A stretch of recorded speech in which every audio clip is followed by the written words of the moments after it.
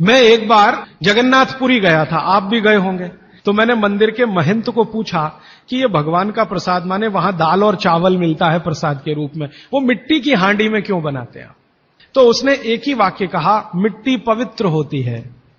लेकिन वो जो नहीं कह पाया महंत, वो आपको मैं कहना चाहता हूं कि मिट्टी न सिर्फ पवित्र होती है, बल्कि मिट्टी सबसे ज्यादा वैज्ञानिक होती है।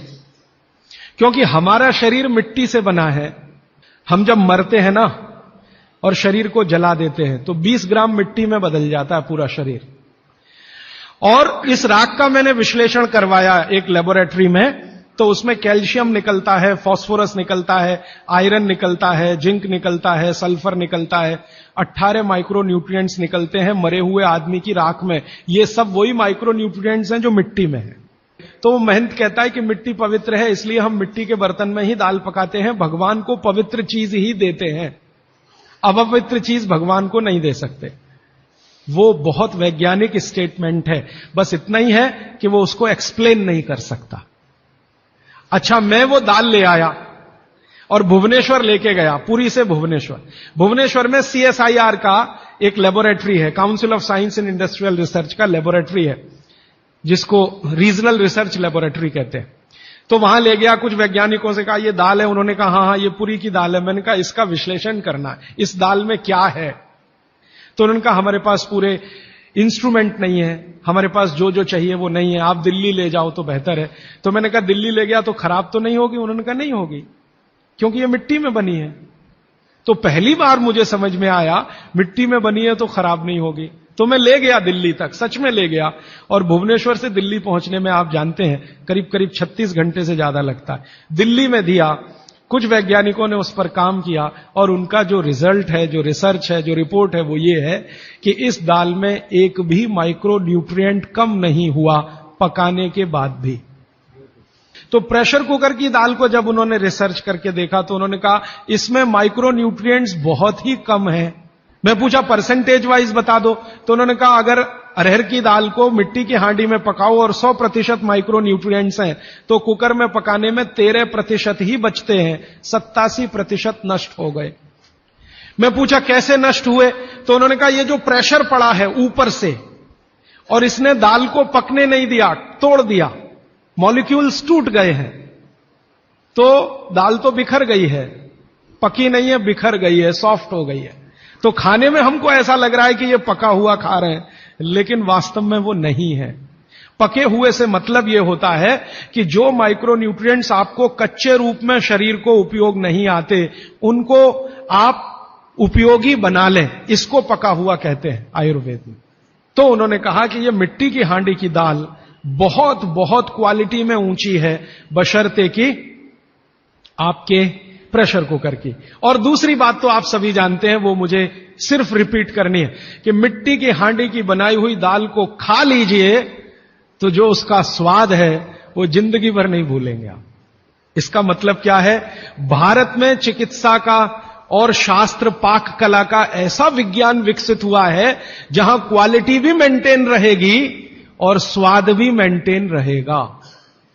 तब मैंने गांव गांव घूमता रहता हूं तो पूछना शुरू किया, तो बोलते हैं लोग कि ज्यादा नहीं, 30-40 साल पहले सब घर में मिट्टी की हांडी की दाल थी। मेरी दादी को पूछा तो दादी कहती है कि हम तो जिंदगी भर मिट्टी की दाल ही खाते रहे। तब मेरे समझ में आया कि मेरी दादी को डायबिटीज क्यों नहीं हुआ। तब मुझे समझ में आया उसको घुटने का दर्द क्यों नहीं हुआ। तब मुझे समझ में आया उसके 32 दांत मरने के दिन तक सुरक्षित थे, क्योंकि हमने उसका अंतिम संस्कार किया। अगले दिन जब राखी लेने गए तो सारे दांत उसके 32 के 32 निकले। तब मेरे समझ में आया कि 94 साल की उम्र तक मरते समय चश्मा क्यों नहीं लगा उसकी आंखों पे, और जीवन के आखिरी दिन तक अपने कपड़े खुद अपने हाथ से धोते हुए मरी थी। ये कारण है कि शरीर को आवश्यक माइक्रो न्यूट्रिएंट्स की पूर्ति अगर नियमित रूप से होती रहे तो आपका शरीर ज्यादा दिनों तक बिना किसी दूसरे की मदद के काम करता है। तो माइक्रो न्यूट्रिएंट्स पूरा सप्लाई मिला दाल में, जो खाई थी उसने मिट्टी की हांडी में पका पका के। और न सिर्फ दाल पकाती थी वो मिट्टी की हांडी में, बल्कि दूध भी मिट्टी की हांडी में पकाती थी। घी भी मिट्टी की हांडी से ही निकालती थी, दही का मट्ठा भी मिट्टी की हांडी में ही बनता था। अब मेरे समझ में आया कि हजारों साल से मिट्टी के बर्तन क्यों इस देश में आए। हम भी एल्यूमिनियम बना सकते थे। हिंदुस्तान में बॉक्साइट के खजाने भरे पड़े हैं। कर्नाटक बहुत बड़ा भंडार, तमिलनाडु, आंध्र प्रदेश बॉक्साइट के बड़े भंडार हैं। हम भी बना सकते थे, अगर बॉक्साइट है तो एल्यूमिनियम बनाना कोई मुश्किल काम नहीं है। लेकिन हमने नहीं बनाया क्योंकि उसकी जरूरत नहीं थी। इसलिए कुम्हारों की एक पूरी की पूरी जमात इस देश में खड़ी की गई कि तुमको भैया मिट्टी के ही बर्तन बनाने हैं। माने तुमसे बड़ा वैज्ञानिक कौन। अब ये कुम्हार जो इतने बड़े वैज्ञानिक हैं इस देश के, जो मिट्टी के बर्तन बनाकर हजारों साल से दे रहे हैं हमारे स्वास्थ्य की रक्षा करने के लिए, हमने उनको नीची जाति बना दिया। हम कैसे मूर्ख लोग, ये ऊंचा नीचा हमने डाल दिया इस देश में, इसी ने देश का सत्यानाश कर दिया। अगर प्रेशर कुकर की कंपनी जो बना रही है प्रेशर कुकर वो ऊंचा आदमी है, तो ये कुम्हार नीचा कैसे हो गया। जो सबसे बड़ा वैज्ञानिक काम कर रहा है, मिट्टी के बर्तन बना बनाकर आपके माइक्रो न्यूट्रिएंट्स को, आपके सूक्ष्म पोषक तत्वों को कम नहीं होने देने के लिए मिट्टी का सिलेक्शन करता है वो। आपको मालूम है हर एक मिट्टी से बर्तन नहीं बनते। एक खास तरह की मिट्टी है वही बर्तन बनाने में काम आती है, और एक खास तरह की मिट्टी है जो हांडी बनाती है, दूसरे खास तरह की मिट्टी में कुल्हड़ बनता है, तीसरे खास तरह की मिट्टी में कुछ और बनता है। ये मिट्टी को पहचानना कि इसमें कैल्शियम ज्यादा, इसमें मैग्नीशियम ज्यादा इसलिए हांडी इससे बनाओ, और इसमें कैल्शियम मैग्नीशियम कम है इसलिए इसका कुल्हड़ बनाओ, ये तो बहुत बहुत बारीक और विज्ञान का काम है। ये सब कुम्हार कर रहे हैं, हजारों साल से कर रहे हैं, बिना किसी यूनिवर्सिटी में पढ़े हुए कर रहे हैं। तो हमें तो वंदन करना चाहिए, उनके सामने नतमस्तक होना चाहिए। कितने महान लोग हैं। दुर्भाग्य से सरकार की कैटेगरी में वो बैकवर्ड क्लास में आते हैं। और सबसे मजे की बात कि ये हांडी जब खत्म होगी, माने इसकी लाइफ पूरी हो जाएगी, तो ये हांडी फिर मिट्टी में मिल जाएगी और फिर वही मिट्टी से हांडी बन जाएगी। दुनिया में ऐसी कोई वस्तु नहीं है। प्रेशर कुकर के बारे में तो नहीं कह सकते आप, बायोडिग्रेडेबल है। तो आप भी कर लीजिए ये काम, प्रेशर कुकर निकालिए, मिट्टी की हांडी ले आइए। तो आप कहेंगे जी दाल देर में पकेगी, सिद्धांत ही वही है दाल का, तो जो देर में खेत में पकी है वो देर में घर में भी पकेगी। आप कहें जी मिट्टी की हांडी के बाद अगर कोई चीज है, तो हमारे यहां एक मेटल बनता है जिसको आप लोग कहते हैं एलॉय है, कांसा। तीसरा सबसे अच्छा माना जाता है पीतल। अब ये कांसे और पीतल में भी हमने काम कर लिया कि अरहर की दाल को कांसे के बर्तन में पकाएं तो उसके सिर्फ 3% माइक्रो न्यूट्रिएंट कम होते हैं, 97% मेंटेन रहते हैं। पीतल के भगोने में पकाएं तो 7% कम होते हैं, 93% बचे रहते हैं। लेकिन प्रेशर कुकर में बनाएं तो सिर्फ 7% बचते हैं, बाकी खत्म होते हैं। अब आप तय कर लीजिए, आपको लाइफ में क्वालिटी चाहिए तो आपको मिट्टी की हांडी की तरफ ही जाना पड़ेगा, माने भारत की तरफ वापस लौटना पड़ेगा, इंडिया से। अभी हम हैं इंडिया में, जो बनाया अंग्रेजों ने या बना दिया अमरीकियों ने, इस इंडिया से निकल के भारत की यात्रा करनी पड़ेगी। और मैंने पिछले 1-2 वर्षों में ये बातें गांव गांव में कहना शुरू किया है, तो इसका परिणाम पता है क्या, कि कुम्हारों की इज्जत बढ़ गई है गांव में। और मैं मानता हूं कि मेरे व्याख्यान की अगर कोई सार्थकता है तो वो ये कि कुम्हारों की इज्जत इतनी बढ़ जाए कि वो पंडितों के बराबर आ जाएं, क्योंकि वो किसी से नीचे नहीं है, क्योंकि वो किसी से छोटे नहीं है। और मजे की बात कि वो हांडी बना के आपको 20-25 रुपए में ही दे रहे हैं, प्रेशर कुकर तो 250-300 रुपए का है।